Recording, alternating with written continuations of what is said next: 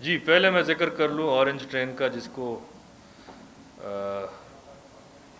لاہور میں تقریباً 300 ارب سے جس کا پروجیکٹ لگایا گیا۔ اس پہ پہلے بھی بہت بات ہو چکی ہے۔ میں تو آج تک جب بھی اسمبلی میں کھڑے ہو کے ایوان میں بھی پوچھتا ہوں کہ اس میں سے کوئی فاضل ممبر اپوزیشن کا مجھے یہ بتا دے کہ اس کی کوئی فیزیبلٹی ہے آپ کے پاس اس کو لگانے کی، جہاں ایک ہسپتال کے ایک بسترے پہ دو دو مریض لیٹے ہوں۔ یہ کووڈ سے پہلے کی بات کر رہا ہوں۔ وہاں آپ 300 ارب کا ایک ہاتھی کھڑا کر دیں، جس کو اگر میں نے آج فیصلہ کیا کہ میں نے سبسڈی نہیں دینی، اس کے بغیر چلانا ہے، تو مجھے ہر ایک مسافر سے ہر ایک ٹرپ کے لیے 250 روپیہ چارج کرنا پڑے گا فی یوزیج۔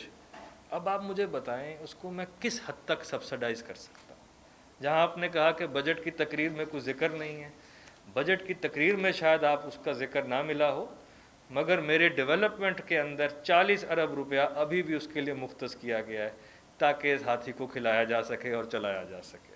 مگر یہ جب چلے گا تو میں آپ کو بتا دوں کہ آپ کے پیسے کا جو آپ لوگ دیتے ہیں اس کا 4.5 ارب روپیہ تو اس کی سبسڈی میں جائے گا، اور 4.5 ارب اس کے اوپر تقریباً آپ کا اس کے جو چائنا سے لون لیا ہوا ہے اس کی انٹرسٹ پیمنٹ میں جائے گا۔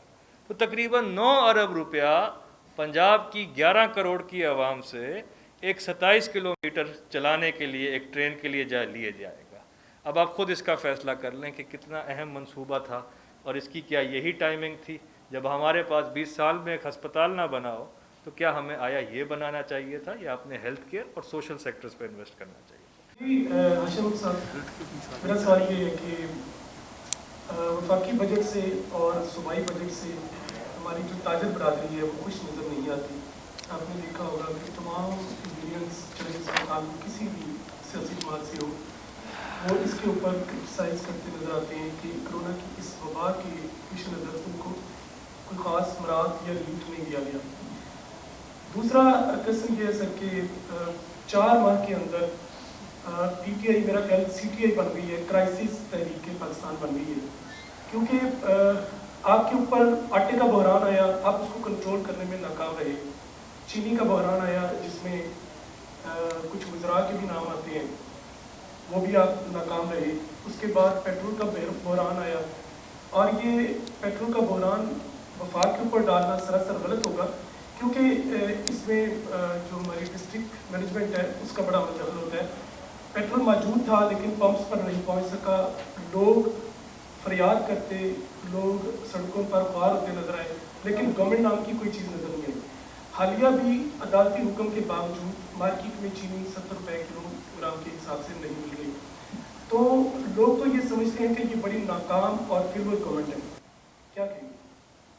جی پہلے تو آپ نے بات کی کہ تاجر برادری اور بزنس کمیونٹی کے لیے کیا کیا ہے۔ بہت لوگوں نے یہ کہا کہ جی آئی ایم ایف کا پریشر ہوگا، آپ عوام کو کوئی ریلیف پرووائڈ نہیں کر سکیں گے۔ اس کے باوجود جو 56 ارب کا ہم نے ٹیکس ریلیف پیکیج دیا ہے، اگر آپ اس کی ذرا ڈیٹیلز میں جائیں تو ہم نے ہیلتھ انشورنس ہو، ڈاکٹر کنسلٹنسی فیس ہو، ہاسپٹل رومز ہوں، ان کے اندر تو ہم نے ٹیکس کو ختم کر دیا ہے، زیرو ریٹ کر دیا ہے۔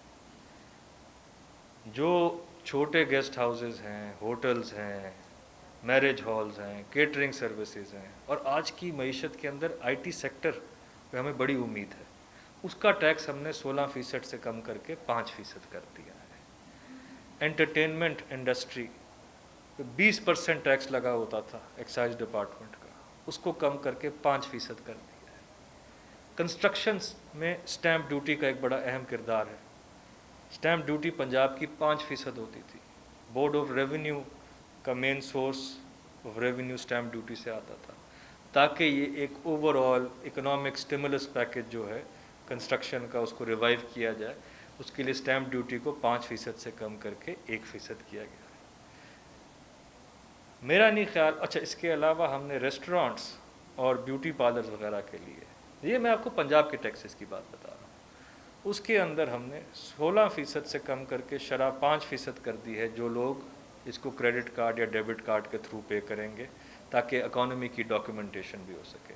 میرے ساتھ چیئرمین PRA بھی یہاں موجود ہیں. ہمارا فوکس اس سال ہے کہ ہم نے ٹیکس ریٹ کم کر کے براڈننگ آف ٹیکس بیس پہ کام کرنا ہے اور ہم اسی کی طرف جا رہے ہیں. جہاں تک آپ نے یہ ذکر کیا پرائس کا جو ٹرکل ڈاؤن افیکٹ ہے بینیفٹ کا، وہ ہم نے دیکھا ہے کہ وہ عوام تک پاس ہونے میں دشواریاں آ رہی ہیں. پنجاب کی حد تک ہم نے پرائس ماڈل بازارز کا فیصلہ کر لیا ہے کہ ہم ہر تحصیل لیول پہ اس کو لے کے جائیں گے.